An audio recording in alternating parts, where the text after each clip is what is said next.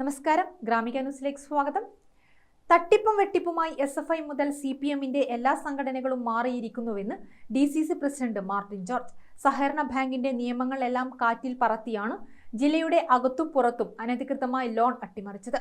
10 പേർക്ക് 10 ലക്ഷം കൊടുത്ത് വൻ സാമ്പത്തിക തിരിമറിയാണ് ഇരിവേരി ബാങ്കിൽ നടന്നതെന്നും അദ്ദേഹം പറഞ്ഞു.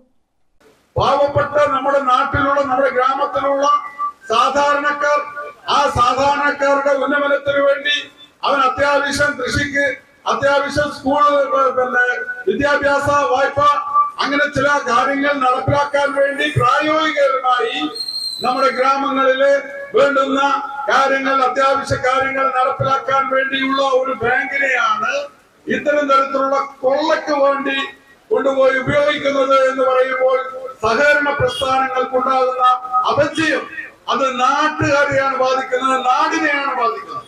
നമ്മളൊന്ന് മനസ്സിലാക്കേണ്ടത്, നമ്മുടെ സംസ്ഥാനത്ത് സഹകരണ ബാങ്കുകൾ, ആ സഹകരണ ബാങ്കുകളിലൂടെയാണ് നമ്മുടെ നാട് വികസിച്ചു വരുന്നത്. സാധാരണക്കാരായ ജനങ്ങൾ ഏറ്റവും കൂടുതൽ ആശ്രയിക്കുന്നത് സഹകരണ സ്ഥാപനങ്ങളെയാണ്.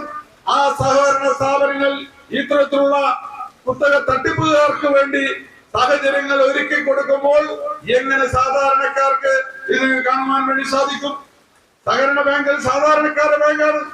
അതിപ്പോൾ പണം വെളുപ്പിക്കുന്ന ഒരു സ്ഥാപനമായി മാറുകയാണ്.